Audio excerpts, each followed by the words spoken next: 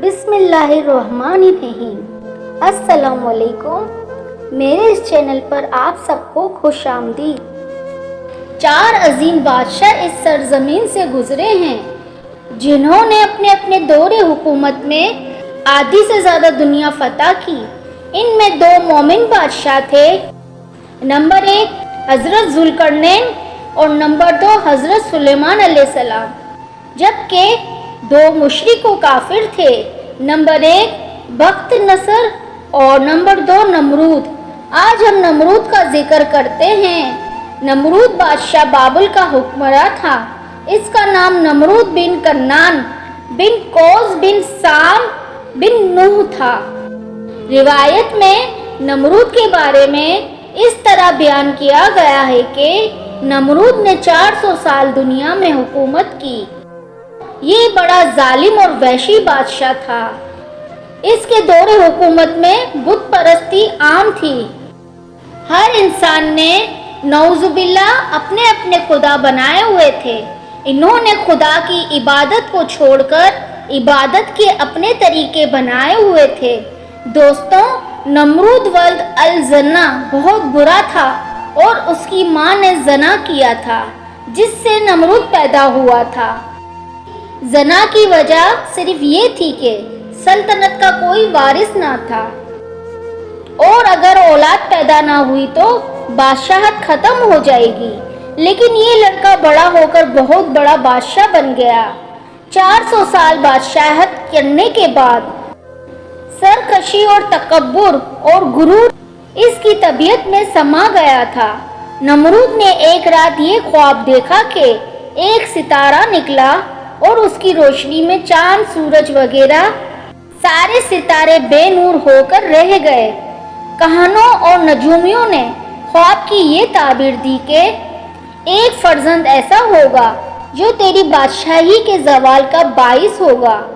یہ سن کر نمرود بے حد پریشان ہو گیا اور اس نے یہ حکم دے دیا کہ میرے شہر میں جو بچہ پیدا ہو وہ قتل کر دیا جائے اور مرد عورتوں سے جدا رہیں۔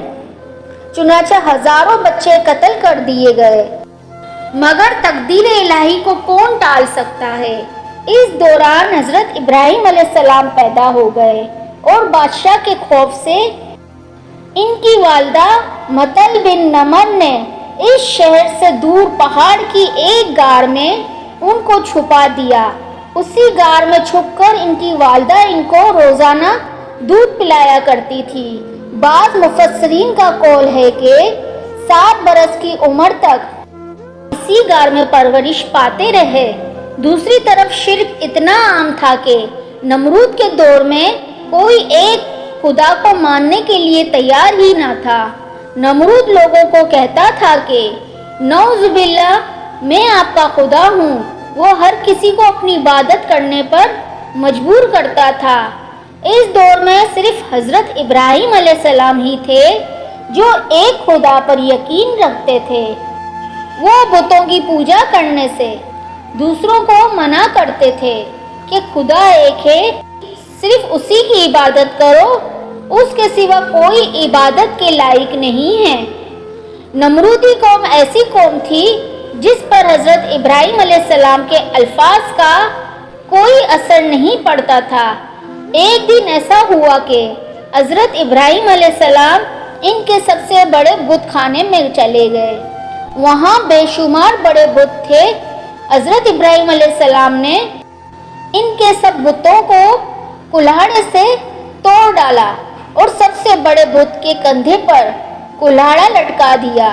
جب نمرودی قوم اپنے بت خانے میں آئی تو انہوں نے دیکھا کہ سب کے سب بت پاش ہو گئے، بس ایک بت بچا ہے جس کے کندھے پر کلاڑا لٹک رہا ہے۔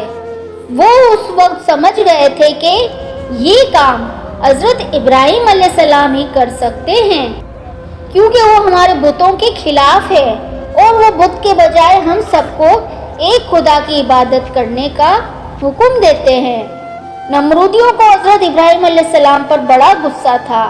انہوں نے اپنے بادشاہ نمرود کو حضرت ابراہیم علیہ السلام کی اس حرکت کے بارے میں بتایا کہ حضرت ابراہیم علیہ السلام نے ہمارے سب بتوں کو پاش پاش کر دیا ہے۔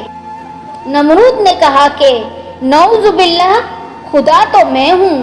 وہ بجائے سب کو ایک خدا کی عبادت کرنے کا حکم دیتے ہیں۔ نمرودیوں کو حضرت ابراہیم علیہ السلام پر بڑا غصہ تھا۔ نمرود بولا، وہ کون ہوتا ہے جو لوگوں کو مجھے سجدہ کرنے سے روکتا ہے اور بتوں کو بھی پاش پاش کر دیا ہے۔ نمرود نے حکم دیا کہ ایک جگہ پر لکڑیاں اکٹھی کر کے آگ جلا دو اور حضرت ابراہیم علیہ السلام کو اس آگ میں سزا کے طور پر پھینک دو۔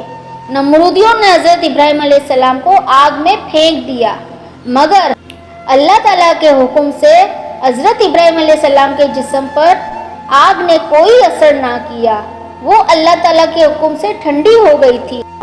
جب حضرت ابراہیم علیہ السلام کو آگ سے باہر نکالا گیا تو آگ سے باہر آتے ہی حضرت ابراہیم علیہ السلام نے نمرودیوں سے کہا کہ تم سب اللہ تعالیٰ کی عبادت کرو، بتوں کی عبادت چھوڑ دو، یہ بت تم کو جہنم کی آگ کی طرف لے کر جا رہے ہیں۔ پھر نمرود نے کہا کہ تمہارا خدا کون ہے؟ حضرت ابراہیم علیہ السلام نے فرمایا کہ میرا خدا اللہ تعالیٰ ہے جو پوری کائنات اور آسمانوں کا مالک ہے۔ جب ابراہیم علیہ السلام نے یہ بات کہی تو نمرود نے مسکراتے ہوئے کہا کہ یہ سب کام تو میں بھی کر سکتا ہوں۔ نمرود بادشاہ نے 2 قیدیوں کو بلوایا جن کو سزائے موت ہو چکی تھی۔ ان میں سے نمرود نے ایک کو مار دیا تھا اور دوسرے کو آزاد کر دیا تھا۔ یہ کام کرنے کے بعد نمرود حضرت ابراہیم علیہ السلام کو کہنے لگا کہ نعوذ باللہ، یہ دیکھ میں خدا ہوں، میں نے ایک کو موت کے گھاٹ اتار دیا اور دوسرے کو زندہ چھوڑ دیا۔ حضرت ابراہیم علیہ السلام نے فرمایا کہ میرا خدا وہ ہے جو سورج کو مشرق سے طلوع کرتا ہے اور مغرب میں غروب کر دیتا ہے۔ یہ بات سن کر نمرود بے بس ہو گیا اور کوئی جواب نہ دے سکا۔ اس طرح نمرود اپنی ساری قوم کے سامنے ذلیل ہو کر رہ گیا۔ نمرود کو خدا کی عبادت کرنے اور خدا کو ایک ماننے کا کہا، لیکن نمرود پر حضرت ابراہیم علیہ السلام کی باتوں کا کوئی اثر نہ ہوتا تھا۔ بادشاہ نمرود نے حضرت ابراہیم علیہ السلام کو کہا کہ تیرا خدا سچا ہے تو میرے ساتھ جنگ کرے، اپنا لشکر زمین پر اتارے۔ نمرود کی زبان سے یہ لفظوں کا نکلنا ہی تھا کہ حضرت ابراہیم علیہ السلام کی بارگاہ میں حضرت جبرائیل علیہ السلام تشریف لے آئے اور فرمانے لگے کہ اللہ تعالیٰ کا لشکر جنگ کے لیے تیار ہے۔ 3 دن تک نمرود نے ساری دنیا سے بڑے بڑے نامی گرامی جنگجو کو بلوا بھیجا۔ جب نمرود کا سارا لشکر اکٹھا ہو گیا تو نمرود نے کہا، اے ابراہیم، میں جنگ کے لیے تیار ہوں۔ حضرت ابراہیم علیہ السلام اللہ تعالیٰ کی بارگاہ میں دعا کی تو اللہ تعالیٰ نے نمرود سے جنگ لڑنے کے لیے مچھروں کا لشکر بھیج دیا، جس کی تعداد نمرود کے لشکر سے کئی گنا زیادہ تھی۔ اللہ تعالیٰ کے بھیجے گئے مچھروں نے چند ہی لمحے میں نمرودی فوج پر حملہ کیا اور اس کی فوج کا خون چوس لیا۔ نمرود کی فوج میں ہڈیاں ہی ہڈیاں نظر آنے لگی۔ جب نمرود نے اپنے لشکر کی حالت دیکھی تو وہ سب کچھ چھوڑ کر اپنے محل کی طرف بھاگ گیا اور اپنی بیوی کے کمرے میں جا کر چھپ گیا۔ ایک لنگڑا مچھر نمرود کا پیچھا کرتا ہوا اس کے محل میں داخل ہو گیا تھا۔ کمرے میں داخل ہوتے ہی نمرود نے اپنی بیوی کو کہا کہ اس مچھر نے ساری فوج کو ہلاک اور برباد کر دیا ہے۔ یہ بات کر ہی رہا تھا کہ اللہ تعالیٰ کے حکم کی تعمیل کرتا ہوا یہ مچھر نمرود کی ناک میں چلا گیا، ناک سے ہوتا ہوا دماغ تک جا پہنچا۔ مچھر نمرود کے دماغ میں جا کر دماغ کو کاٹنے لگا۔ جب مچھر دماغ کو کاٹتا تو نمرود تکلیف سے اپنے سر کو پاگلوں کی طرح دیواروں کے ساتھ مارتا تھا۔ اس طرح وہ مچھر نمرود کے دماغ کو کئی دن تک کھاتا رہا۔ نمرود نے یہ حکم جاری کر رکھا تھا کہ جو کوئی بھی نمرود کے پاس آئے تو اپنی جوتی اتار کر نمرود کے سر پر جوتے مارے۔ اس طرح نمرود کو چند منٹ تک سکون رہتا تھا۔ تھوڑا سا ٹائم گزرنے کے بعد نمرود تکلیف سے بے حال ہو جاتا تھا۔ اس لنگڑے مچھر کے کاٹنے سے نمرود اپنے سر کو دیواروں سے مارتا رہتا۔ اسی سزا میں تڑپتا تڑپتا نمرود اس دنیا سے چل بسا۔ اس لیے کہا جاتا ہے کہ اللہ تعالیٰ کو کسی کا شریک مت ٹھہراؤ۔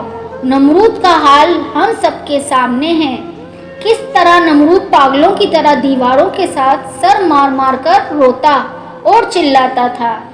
اس کا انجام کیا ہوا ہے، اس بات میں کوئی شک نہیں ہے کہ اللہ تعالیٰ ایک ہے، اس کے سوا کوئی عبادت کے لائق نہیں۔